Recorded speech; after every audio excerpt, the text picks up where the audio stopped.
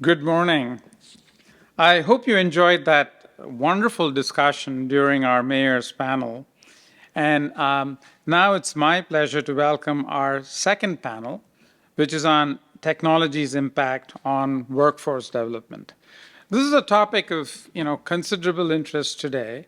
And as we think about technology and the impact it's had on new opportunity, one of the questions that keeps arising is how can that new opportunity be made inclusive? How do we help people, even folks without a college education, have the opportunity to acquire skills and be able to contribute and find pathways to economic opportunity? So this panel will be a view from inside the academy, evaluating several thorny issues related to jobs, automation, and policy interventions to protect workers, as well as some promising examples of how technology may be used to empower a 21st century workforce. We'll have two presentations from two of my colleagues. The first is from Professor Majd Sakr.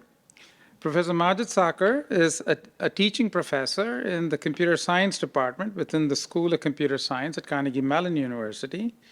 He's also the co-director of the Master of Computational Data Science, MCDS program in the School of Computer Science.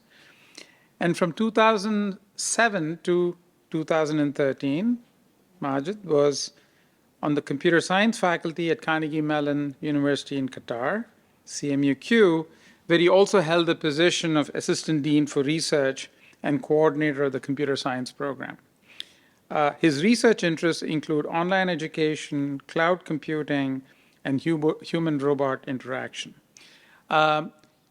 He's also a very important member of an initiative we have at the Block Center of Technology and Society called the Workforce Supply Chain Initiative, and leads a project called SAIL, which I'm sure we'll hear more about.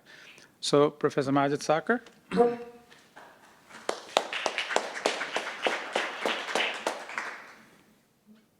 All right. Thank you for the introduction, Dean Krishnan, and I'm delighted to be here with you. Today, I'd like to talk to you about the SAIL platform and our initiative to train the workforce of the future in emerging technology areas.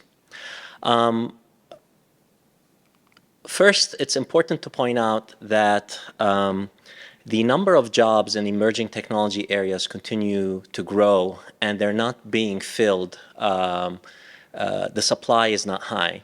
And the reason for that is the number of enterprises and federal government and local governments that are rapidly adopting these technologies has grown pretty significantly in the last few years. And educational institutions have not really been able to meet that demand. And so if you look at the numbers, we're talking about 8.9 million jobs in the technology sector, out of which about 800,000 open positions are in emerging technology areas. And so this trend will not slow down. It will continue to grow in the next decade, and that's something that we have to pay attention to so that we can maintain our competitiveness globally. So these areas are going to continue to grow in the next few years, according to the U.S. Bureau of Labor Statistics. And currently, we graduate about 65K to 70K individuals in these domains.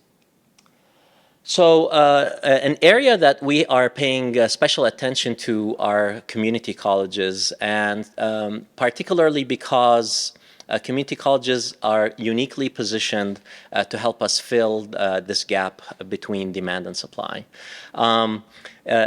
The key element here is that community colleges also match the demographic of the nation a lot better than four-year colleges and universities, and that's something that we have to take advantage of. Unfortunately, also with those large numbers, we also face a large number of attrition of the same individuals that we're trying to attract into these domains. And so we have to think about that and see how can we address it. What do I mean? There are about 1,000 community colleges across the nation. They train 10+ million individuals in a variety of areas. In many areas, they're considered the key training institution for these areas. These are established brick-and-mortar institutions that have relationships with their local learners as well as the local employer. And what we ought to do is make sure we can leverage all of that rich relationships that exist to collaborate with them and see how can we together help bridge the gap in these emerging technology areas. So we are trying to present two domains that we have to also consider the underemployed individuals in the workforce right now and see how can we train them on the job. And there are a variety of challenges there because they are being evaluated by their current productivity, and we need to make sure we integrate their training as and how much it will impact their future productivity and how much money is saved by training your current workforce rather than attracting new members into your workforce. At the same time, we have to consider practical training methods so that we can train the future workforce and bring them into these emerging technology areas. So our ideas rotate around the following concepts: that we partner with community colleges to co-design the curricula that they need in these areas, and then they develop it they deploy it and offer it to their learners using the modality of their choice. So they have full freedom in terms of how they deliver the training. Things that we adopt in the SAIL platform is project-based learning. This idea of experiential learning in these emerging technology areas is a key method that enables us to provide a competitive, able workforce that can add value immediately.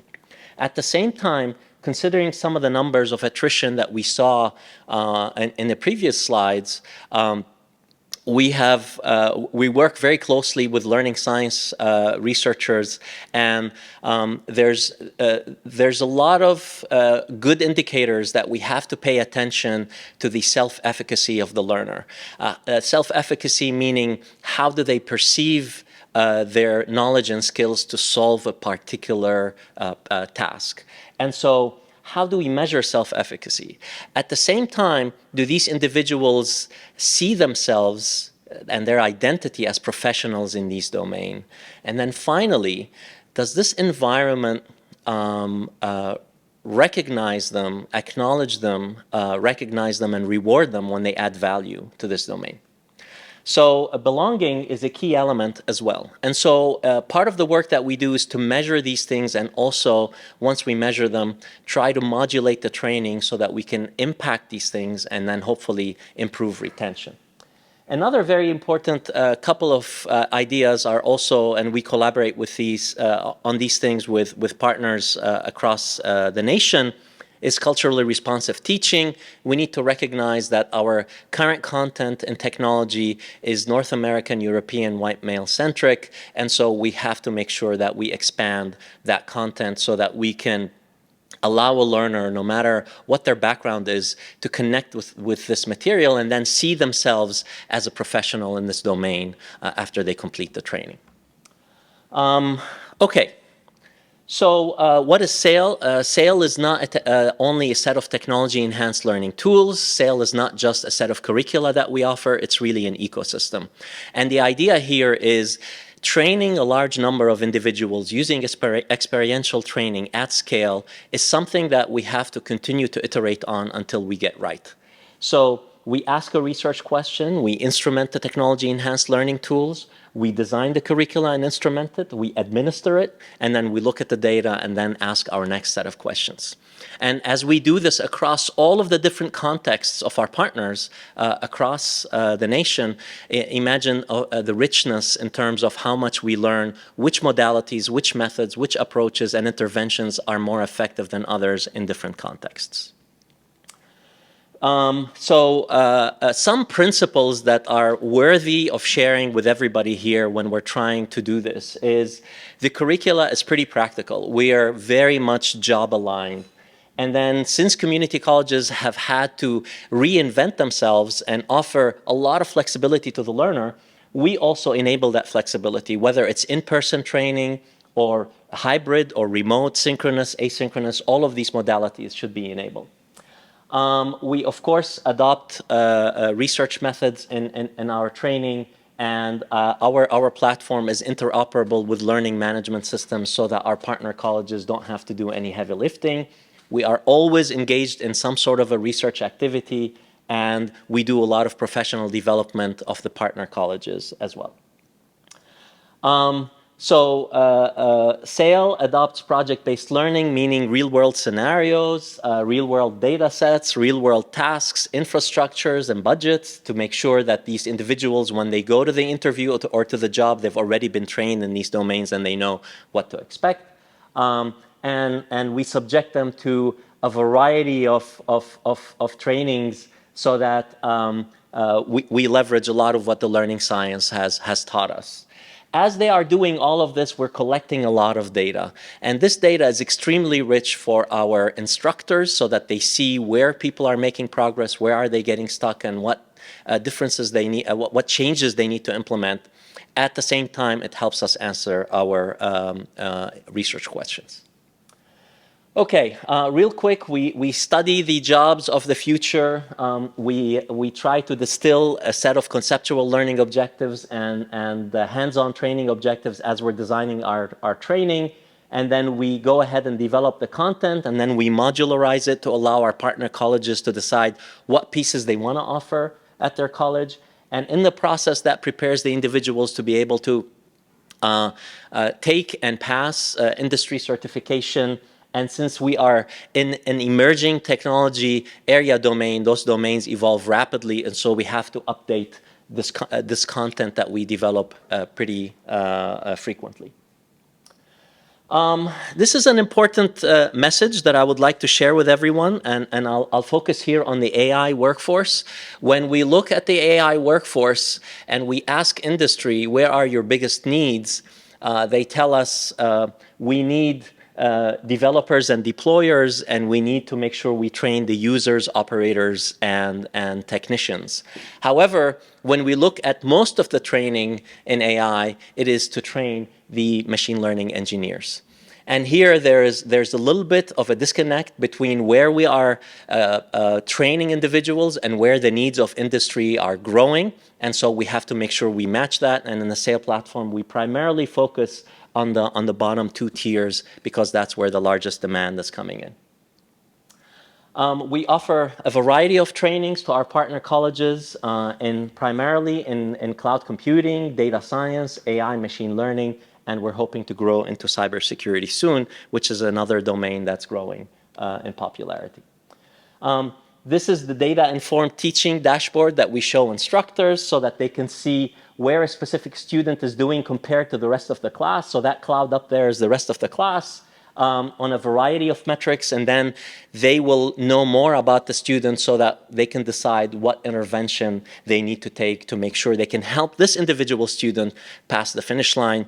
And we also have a radar screen so that the instructor that is teaching a large class can figure out where should they invest their resources today so that they can help the individuals that need the most instructor help get through the material. The number of partner colleges has been growing over the last few years, so this is great. And the projections are they will continue to grow.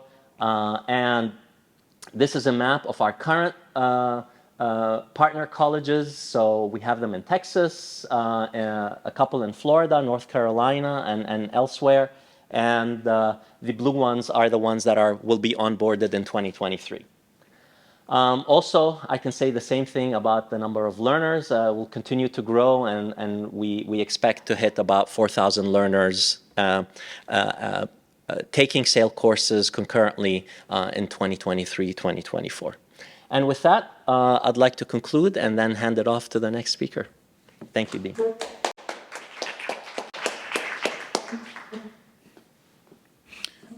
Thank you, Majd.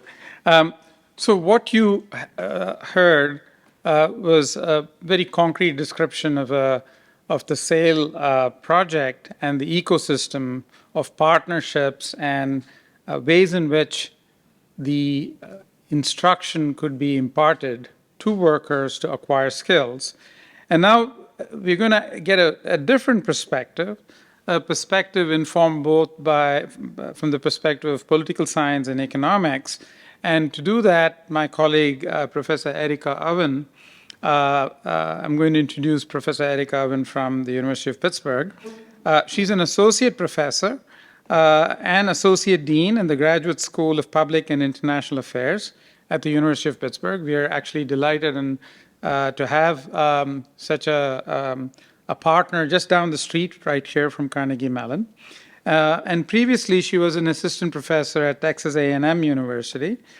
And she's been a visiting researcher at the University of Zurich and a postdoctoral research fellow at the NIHOS Center for Globalization and Governance at Princeton University. Her research focuses on the politics and economics of trade, global production, and automation, with an emphasis on the economic well-being and political influence of workers and firms. And she's very well published in leading policy and political science journals. And so what we're going to hear is this perspective from the viewpoint of policy, politics, and economics. And that will, I think, set the stage for a really interesting conversation to come. Professor Erica Owen. Thank you so much for having me here. It's wonderful to be here. So, as noted, I'm going to come at this from a slightly different perspective. And what I want to talk about is sort of the context, the political and economic context in which we think about the impact of automation on workers and the different types of policies that we can consider that create meaningful pathways for as many workers as possible. Let's see. So let me sort of motivate this with a discussion, right? I come at this from the perspective of political economy, which says not only do we need to train workers for jobs of the future, we need to incentivize firms to create those high quality, well-paying jobs, right? And so that's actually a very tricky thing to do. And so this example from Carrier, I think illustrates this challenge.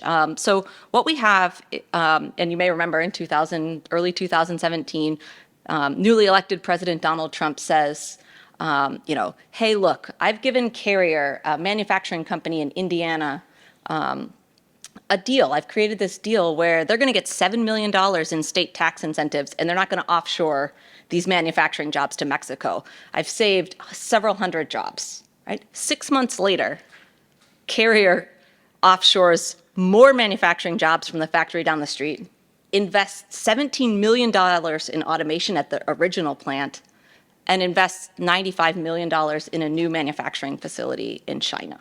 And so I raise this just to say that, like, we're living in a world, in my view, where the bargaining power of firms has been growing, the bargaining power of workers has been declining, and in such a way that it has sort of fundamentally restructured the nature of production, and thus sort of restructured politics, right? And it's changed what is possible in sort of the policy realm. And so I'll just contrast that with a more recent example, which is the CHIPS Act, right? And maybe this is a more comprehensive approach. I think it's a little too soon to say. But here we have a policy that is much more in line with some European countries. This includes, massive investment in research and development. Includes subsidies for onshore production, and in fact makes it very difficult to offshore certain sensitive technologies. And there's a piece of this also in terms of like thinking about workforce development and education funds and education programs. So, we are seeing this shift and this recognition that we have to have a bundle of policies, right, that will create the conditions under which we could sort of have meaningful work for as many workers as possible in the future, right? So to sort of set the stage for the framework for how I sort of see the world and how I would say a lot of political economists and political scientists see the world, I just want to talk about a couple of major trends that are happening across advanced economies that highlight how globalization and automation reshape, reinforce one another, right?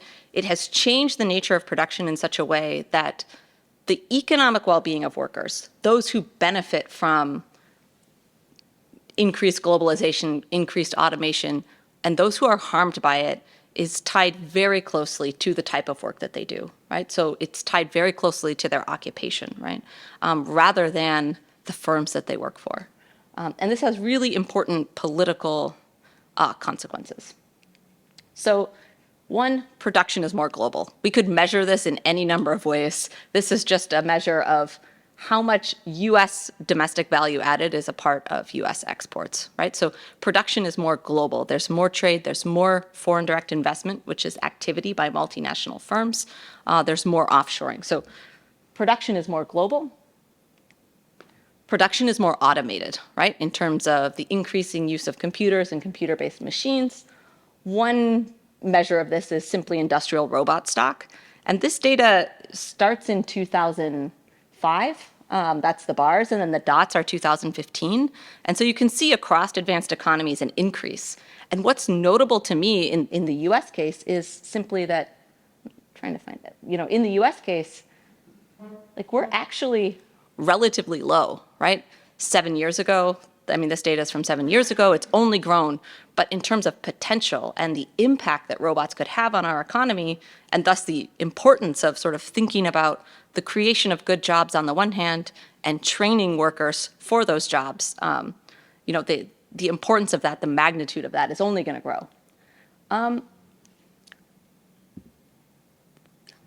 The thing that I think is sometimes missed, but is an important point, is that decisions to automate, not innovation, but the spread of technology is a political, it's a policy-based decision, right?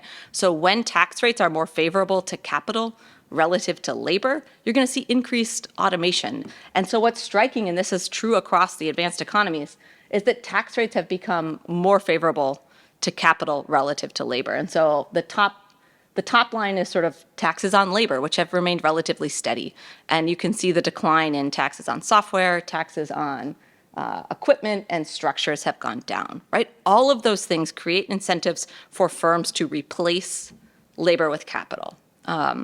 And so, on the one hand, you have these types of automation, or, I'm using automation in a very broad sense, right? To mean, all kinds of sort of computer-based machines as well as sort of industrial robots and the like. But you have this incentive for labor replacing technology, and that's not necessarily, that will complement a certain set of workers and harm a different set of workers, right? And what you see at the impact of this, right? One impact of this is the decline in the number of good jobs. And so this is something that Danny Roderick talks a lot about, right? It's the decline in the number of good jobs. And so here you can see that the proportion of decent jobs, which is defined as those with 2/3 sort of the mean wage, the share of those decent jobs is declining in the United States, and the share of low-wage, low-quality jobs is increasing, right? We know that it's becoming harder to sort of make a middle-class living doing a lot of full-time jobs, right? So it's a really a difficult sort of economic environment out there for many workers, right?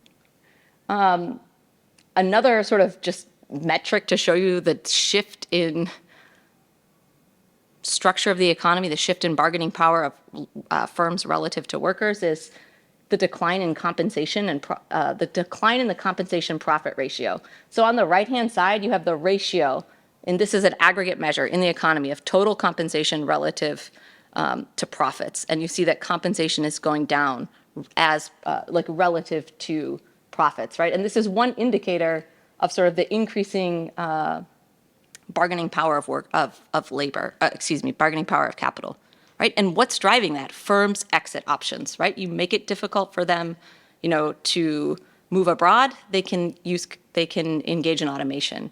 If, it's too expensive to automate, they can move abroad, right? So all of these sort of labor replacing options that firms have mean that it makes it harder for workers to, extract more wages and such. This has really important political consequences. We've seen this in the United States, we see it elsewhere. There's this growing backlash against globalization. There's a rise in sort of far-right populism.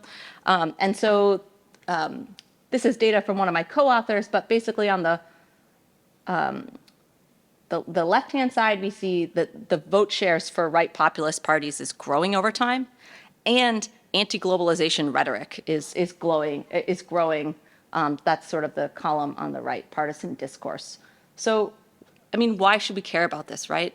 If governments, if policymakers want to protect the benefits of globalization, right? Growth, efficiency, all of these things that come along with firms being able to grow and expand through globalization, look, we have to be concerned about this, right? And just as I was listening to the previous presentation, an example of this is sort of rising anti-immigration sentiment, right? And in the United States, in terms of graduate degrees, folks earning graduate degrees, foreign nationals are earning graduate degrees in STEM fields at a much higher rate than domestic students.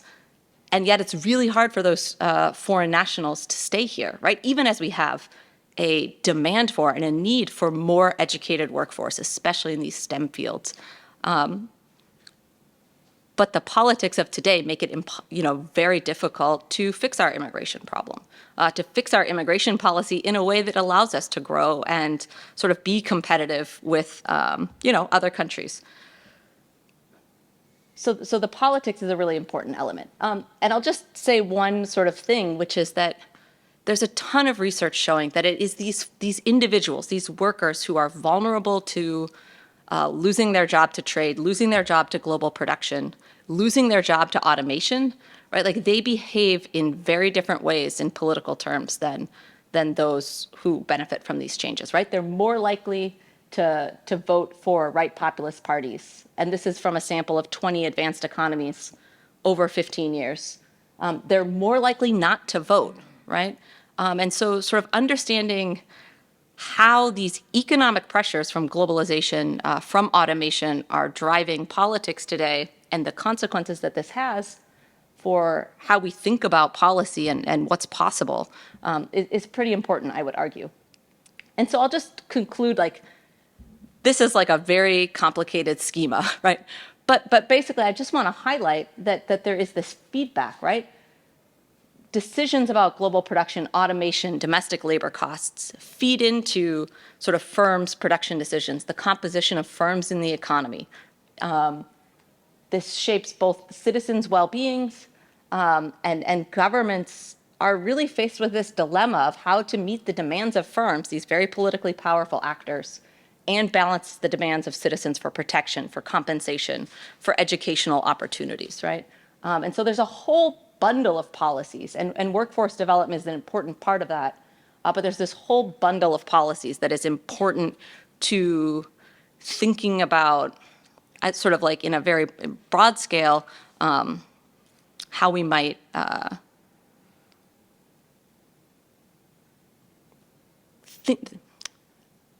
lead to an economy that is working better for more people, right? Like how do we get to an economy that is working better for more people has important implications for sort of the quality of our political system and such. And so I'll just sum up with sort of like a framework for thinking about this, right? Which I alluded to, which is this task-based theory. And I know you recently had David Otter here. He's sort of the pioneer of this framework, and it's one that informs my own research on this, right? When countries are open to trade, to immigration, firms can use foreign or domestic labor, right? They can also substitute labor for capital through automation of a variety of forms. And thus, those policies which shape costs shape firms' demands for inputs, foreign labor, domestic labor, capital. And so we really have to think about a number of different dimensions of policy, even as we think about sort of training workers for the jobs of the future. And so, I'll end on this slide. Some of the things that I and other political economists, sort of think about in our work is, and I think our important questions are, how do global production and automation affect the preferences and, importantly, the political influence of workers, right? Are their voices heard? Do they have the opportunity to shape policies in a way that leads to improvements in their well-being? What are the policy preferences of firms? And what policy bundles can governments use to balance the competing demands from firms and workers? So, thank you. Thank you, Erica. I'm going to invite Professor Majd Sakr to join Professor Erica Owen out there. And I'm going to join them there, but before I sit down, I wanted to let folks online and here know that they can submit questions on slido.com. The hashtag is NAPA, N-A-P-A 22. So slido.com, NAPA 22. All right. Let me join my guests here. So, Erica and Majd, thank you so much for setting the stage for a really fascinating discussion. Erica, if I might start with you.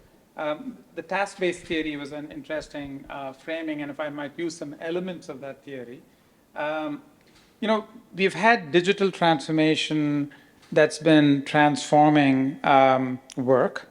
And at the same time, we now have policy-based initiatives. You mentioned the CHIPS Act. We had the Global Clean Energy Action Forum here in Pittsburgh not too long ago, where there's an explicit desire to see transition to clean energy.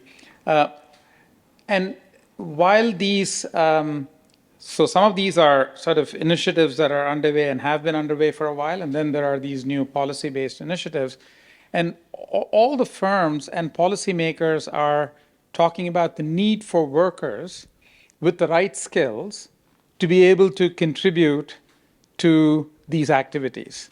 So as you think about this from the frame of policy and economics, how do you see policymakers thinking about this question of getting enough people ready to have the right skills to participate in an economy, particularly in some areas like, for instance, we haven't had a fab in this country.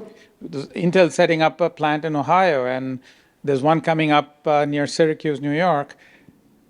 So this question of getting people to be able to perform the tasks that these new types of jobs might demand, what might be the perspective that policymakers ought to take, taking this view that you were presenting in your opening remarks?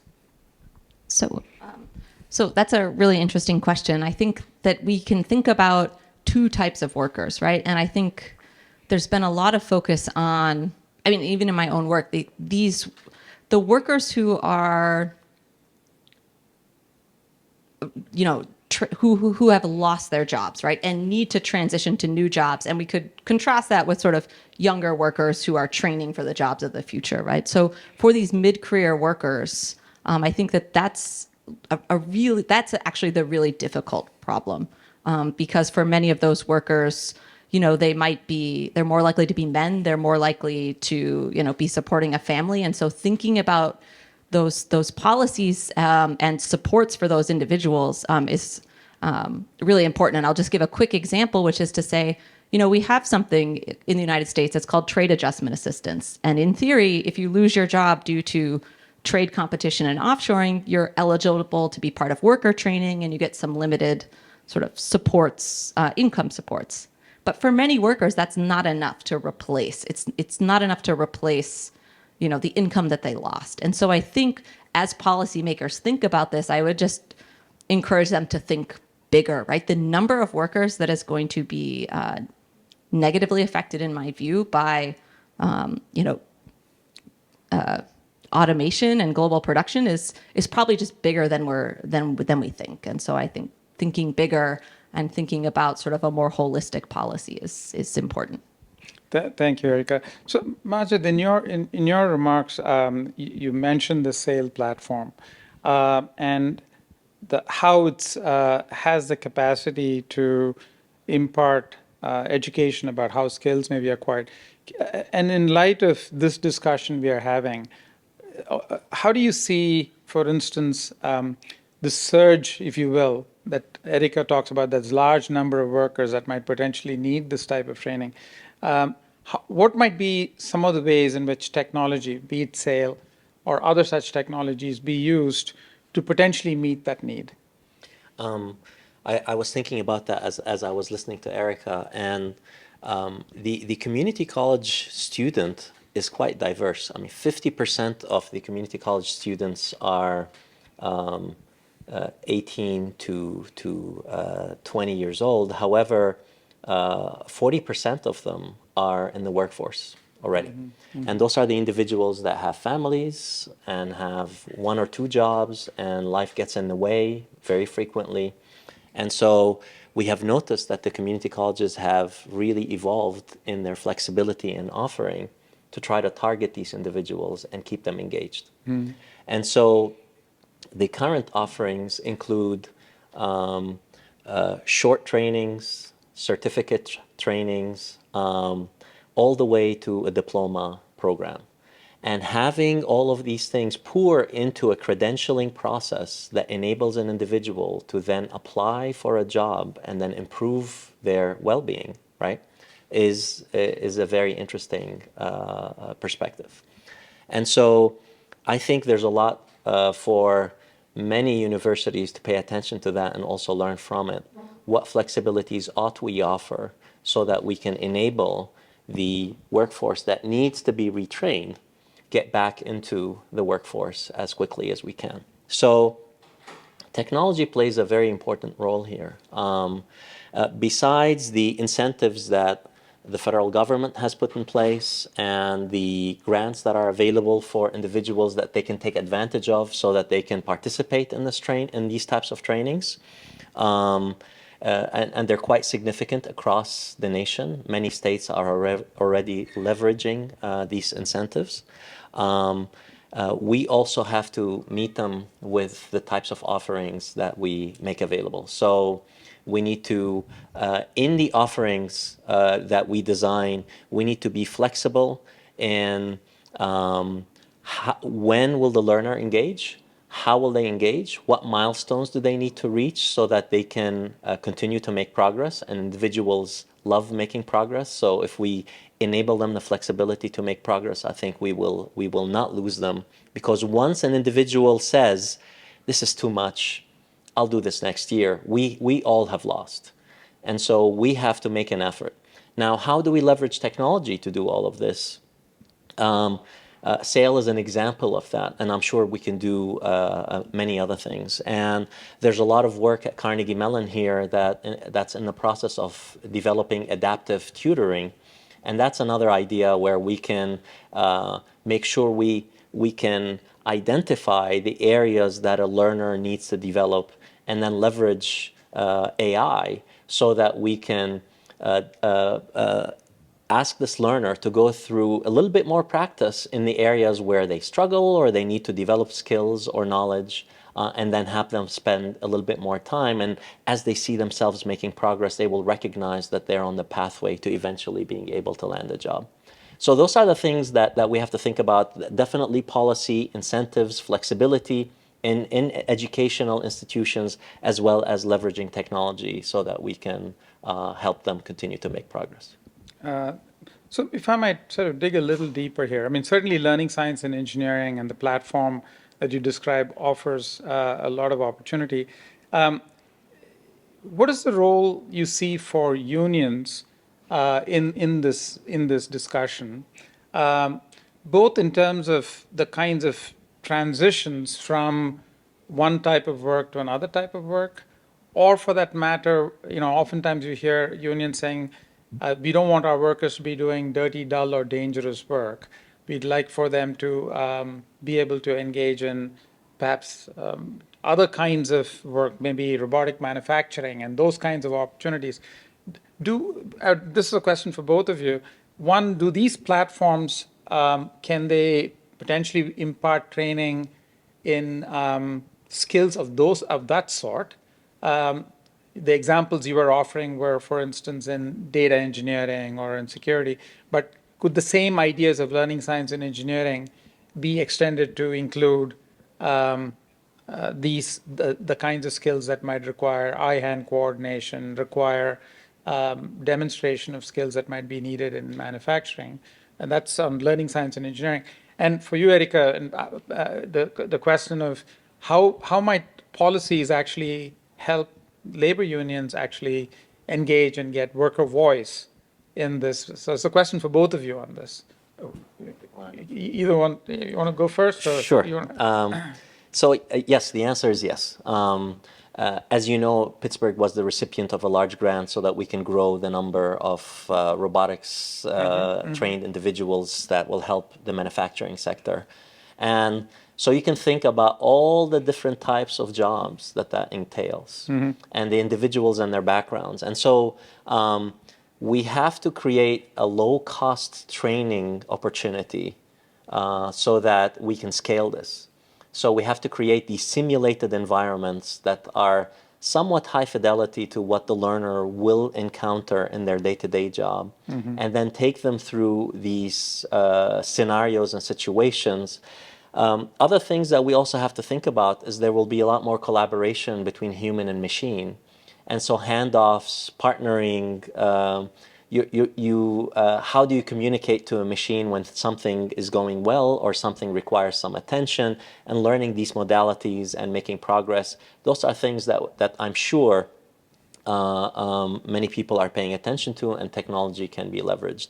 One piece about your question that in regards to unions, something that we have noticed when we are speaking to the enterprise about on-the-job training is that the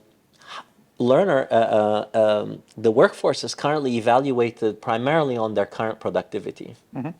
And then how do you convince the HR department and the managers that you need to negotiate a piece of their day to help them upskill so that they can become eligible for a higher paying job and a more demanding job in terms of skills and knowledge in the future? And that is not an easy conversation that we are noticing. And so people are being evaluated on their current productivity, and having people start to think about future productivity and the reduced cost of training their own workforce is something that probably can be negotiated as part of the agreement, so that if a job is going to be automated out, 2 years before that, we need to initiate, this is part of the deal, we need to initiate on-the-job training so that these individuals can smoothly then transition to a different job, rather than say, sorry, you're automated out and let's see what needs to happen. And I think we need to be more intentional about that. Thank you, Majd. And Erica. just picking up on that, I would say that that's the really important role for unions, right? To have that vision and that sort of collective voice for workers to say, this is going to be part of our contract, and we're going to prioritize this and privilege this. I think it's also more of a credible commitment in the sense that, like, you're telling workers, you're part of a union. If you participate in these trainings, there's a better chance that you will still have a job at the end of this, right? Because you have more job security and you have these other things. And so, I do sort of view unions as a really important channel for workers to have more of a voice, and then perhaps sort of prepare themselves better for what is sort of to come. Yeah. So, Erica, when you made in your presentation, you also talked about how the CHIPS Act was an example of a more European approach, if you will, in terms of thinking about industrial policy or industrial technology strategy from the government. There are contrary views to saying, should the market just figure this out? Should there be intervention? And you could do that at the level that you were describing. But you could also do it at the level of the discussion we are having about upskilling, reskilling, providing for the market to effectively and let individuals make those choices. How would you contrast these two policy positions with regard to the situation we find ourselves in today? That's a great question. So my own view is that the market is structured by the policies and sort of institutions that are in place, and so there can be market failure in the sense that, and I'll just use the example Asamoglu and co-authors have. This is not about semiconductors, but this is more about like what they call excessive automation, right? And so the idea that you can continue to replace humans with capital until it becomes actually not efficient anymore. And in some ways that's the market, but it's actually driven by tax policy and taxes that disproportionately favor purchasing kiosks and computers to like replace your workers. So my like broad view is that the market is a political and policy driven thing. I think what we see with the CHIPS Act is the need for a rebalancing, right? There has to be this rebalancing of sort of security concerns and sort of economic concerns that we realized we were vulnerable. Our supply chains are vulnerable. So there's an economic component, there's a technology and sort of national competitiveness component that I think is the result, I won't say of market failure, but of market pressures that need some rebalancing. Thank you, Erica. So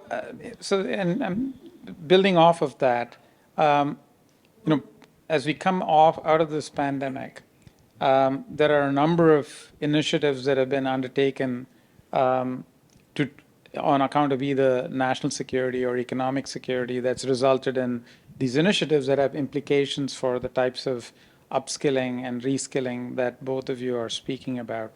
Majd, as you think about this coalition of partnerships that you needed, you mentioned SAIL was more than a platform, it's an ecosystem. And you mentioned community colleges explicitly, but do you see a role for the private sector explicitly, one, and the public sector? And then this question of who should pay for the upskilling and the reskilling. You sort of alluded to it briefly in terms of saying, if a job was going to be automated, there should be time given to individuals to learn new skills. Can you comment on this notion of a coalition that you began speaking about? First, I should share that we are receiving a lot of interest from the federal government to train military personnel as well as intelligence personnel and others in these domains as well. AI, being well-informed in AI is critical to key decisions that need to happen in terms of where budgets should be allocated and where do we need to continue to develop capacity. So that is happening. The enterprise also is reaching out to say, how can we upskill our individuals? But there are a set of challenges given the ones that we described before. Now, at Carnegie Mellon, we see the fierce talent war for our graduates.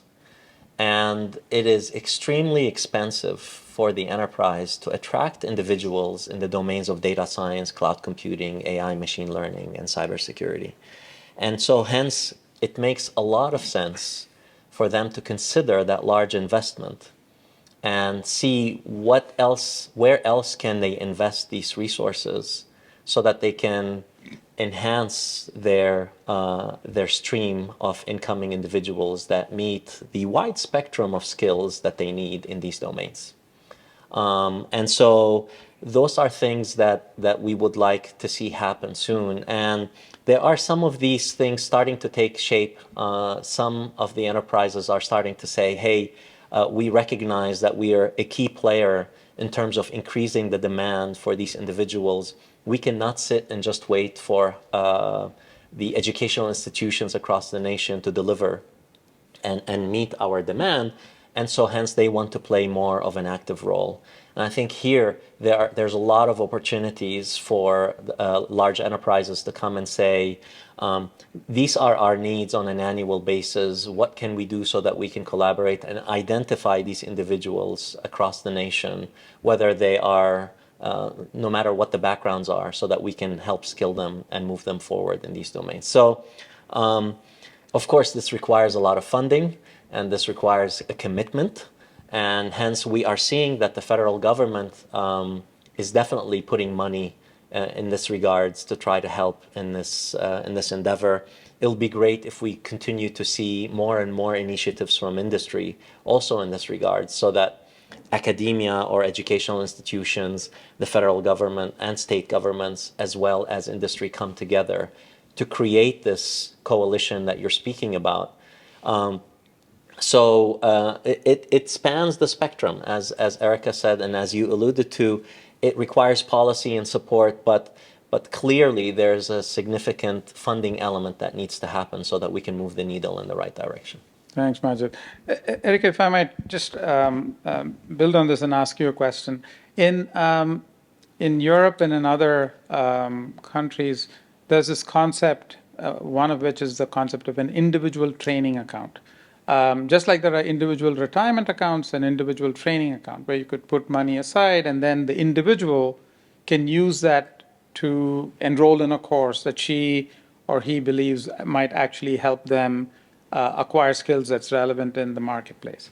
Another is this idea that when a firm, and this goes back to your tax policy point, that when a firm invests in human capital investments, that they should be given tax breaks to, just like with capital investments, human capital investments. So I was wondering, from a policy standpoint, in light of this question about what might some policy levers be for incenting either individuals or firms and or unions to engage in this effort of trying to best prepare the workforce to find pathways to meaningful work, what might some of those pathways be? And what can we learn from other countries, if not from other experiments that have happened here in the United States? That's a great question. I think, like, let me start by saying one comment, which is that, you know, I and in the U.S., I think we have focused on some of the threats that automation posed to our workforce. But you can look at other countries around the world, and Japan is a really nice example, which shows that, like, actually this computerization is a solution to their sort of problem of sort of a rapidly aging population. And something that I'm not sure, I think that you mentioned this, Dean, that for workers, there can be a benefit to automation, which results in sort of safer, healthier work environments. And so we certainly see that in other countries. In China, you know, workers in those manufacturing facilities actually view some levels of automation as a benefit. So I think across countries, like, the context is really important. I mean, I think that your intuition about what kind of policies at the firm, you know, targeting firms or targeting individuals could be, I guess, in my view, those policies targeting firms is more impactful, right? Because I think I'm most concerned in the United States about sort of the creation of enough high quality jobs, right? So we absolutely are seeing this shift, right? Sort of old jobs are going away, and there's this creation of a number of new jobs. And the pathway for getting, like, more workers into those jobs of the future is really important. But I think continuing to make sure that there's a number of, like, high quality jobs is something that I'm the most concerned about. And so I think for me, things like tax policy, in combination with sort of social or labor market policies like the one you're describing, it's actually really that bundle that is important, right?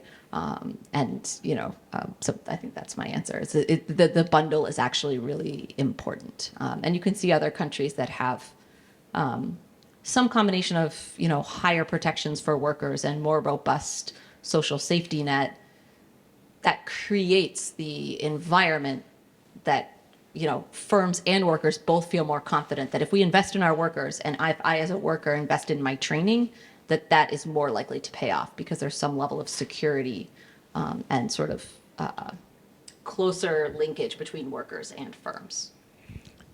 And in the context of, you mentioned auto earlier on in your remarks, and he's written about the hollowing out of the middle. Do you see these focused particularly on those kinds of jobs, or are you seeing this at the entire spectrum? So I actually think, I mean, I think. And you might want to expand on not everybody may be familiar Sure. with the hollowing out of the middle. Sure. So the intuition that we're talking about here is the idea of labor market polarization, where you see the hollowing out of the middle, the decline in the number of high quality sort of like middle class jobs, right? So bookkeepers, manufacturing production workers, in some sense, accountants, paralegals, some of these jobs that can be sort of more done routinely or can be, done by a computer or some sort of, machine. Those jobs are disappearing. And what we see is instead the growth of sort of low skill, low paying jobs and high skill, high paying jobs. I mean, I think the thing that you're speaking of, like this machine learning, this AI is threatening a segment of what we would consider high skilled, highly educated workers, right? Like those jobs are going to change. Some of them might disappear. But I think we're also seeing this, and something I think is a little underappreciated is that, like, if you think about when you go to the airport or when you go to the grocery store or when you go to a restaurant, workers there have been replaced by kiosks. They've been replaced by like tablets and things like that. And so I think even more so, like at the low, sort of lower education level, like workers there are, need more of those opportunities, and that there's more of a concern, I think, there. Because high skilled workers can transition, I shouldn't say high skilled, highly educated workers can transition more easily. Right. So if I might sort of switch tack here a little bit, are some of the things that we're seeing a function of post-COVID? We talked about the Great Resignation. We talked about this low interest rate environment that's rapidly now changing into a more high interest rate environment to tamp down inflation. In other words, are these things that we're talking about transitory, or is this something that is a trend where, from a policy standpoint, and this is an important part of the Workforce Supply Chain Initiative, that we need to monitor which skills, which jobs are declining, increasing, and to have a platform like SAIL to have the capacity to respond rapidly.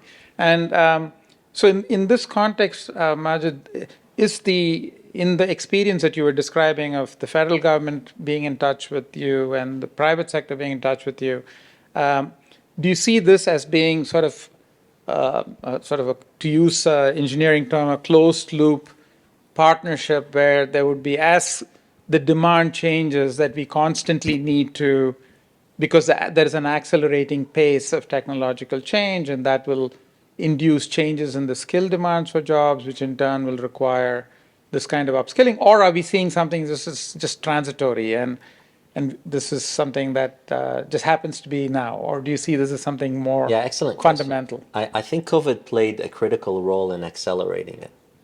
What we heard the CIOs and CTOs of large corporations say is, when am I going to have 2 years where the demand on my products and services is going to drop to this low level? And so all of the enterprises that had 5 and 6 year plans to migrate to the cloud, for example, or adopt different types of automation and technology, they accelerated that adoption so that they can take advantage of this lull in demand for their products and services, so that they can integrate them and do the necessary changes in culture, process, and integrate them well within their current offerings. Now, with that said, a lot of the enterprises are jumping on these technologies because they recognize that they add value, they reduce cost, but critically, they grow their potential market, and they're scared of being disrupted because they recognize that the impending innovations are going to disrupt a lot of them. And so one piece of it is to be part of that disruption.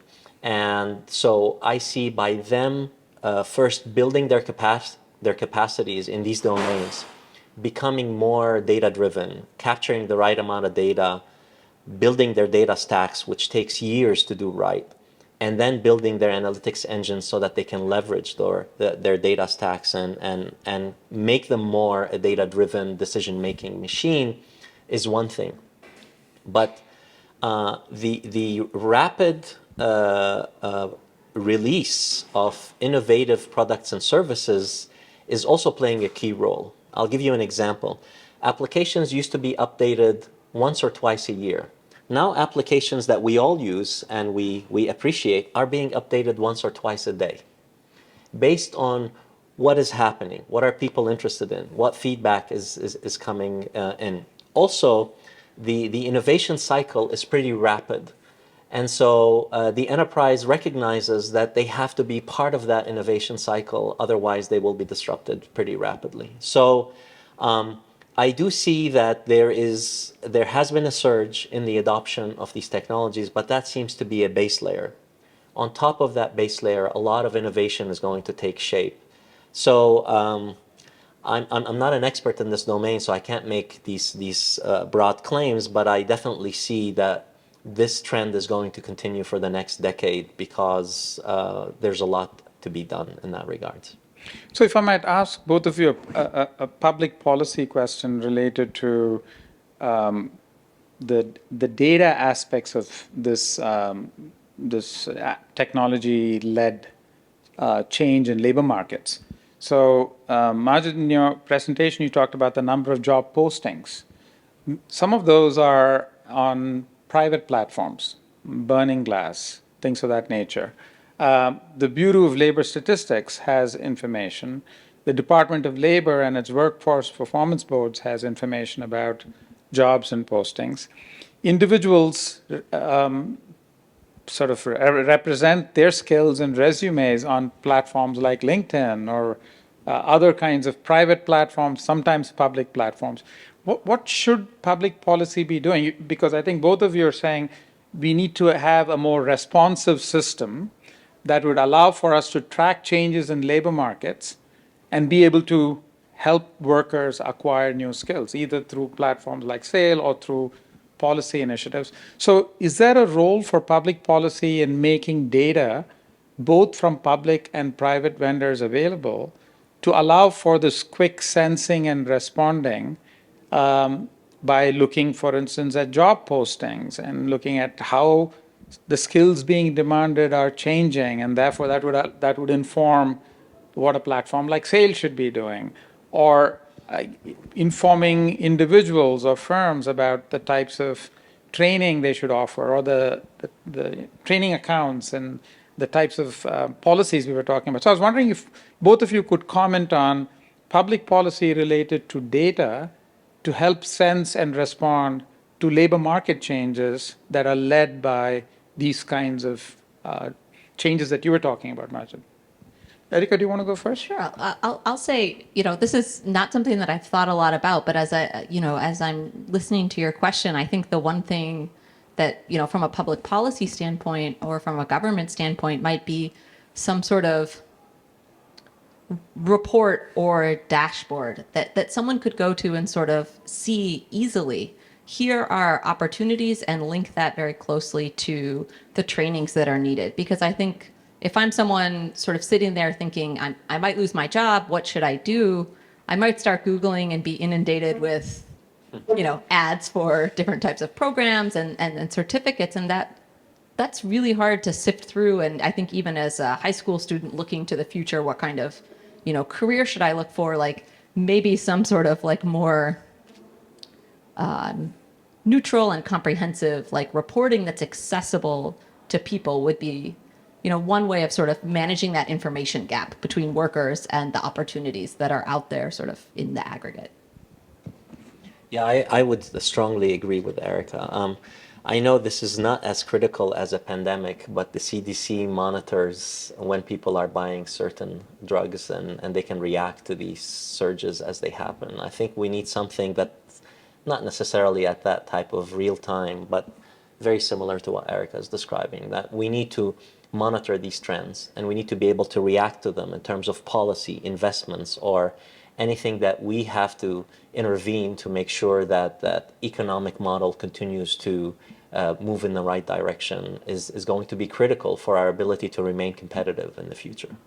And both of you are calling for a kind of situational awareness to exist that would permit individual workers and or firms to be made aware.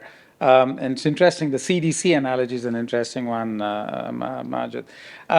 We're getting close to near the end. I was wondering if you had ways in which you were thinking about, learnings from other countries. Now, you take a country like Singapore, they want to have a skill mapping and would like universities and community colleges and their educational systems and apprenticeship models and unions, etc., to contribute in a very structured way to a skill map but Singapore is a very small country compared to the United States. But that's another version, Erica, of the kind of policy guidance of the sort that you're alluding to, but in a slightly different setting, but related to labor markets. I was wondering if you had any thoughts on that.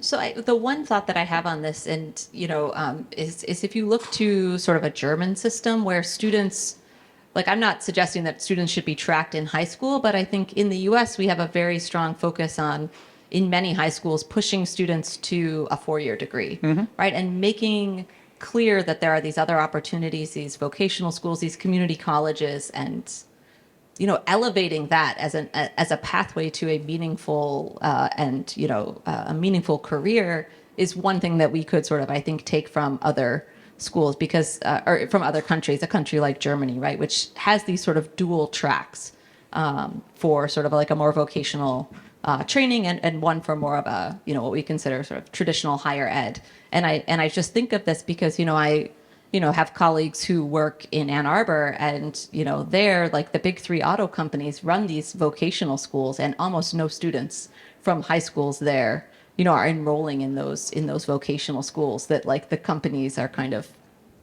sort of saying like, hey, come like get these skills that we want at our at our company. So I think some sort of shift in the narrative and shift in how we think about what are meaningful training experiences that students can get post high school is one path.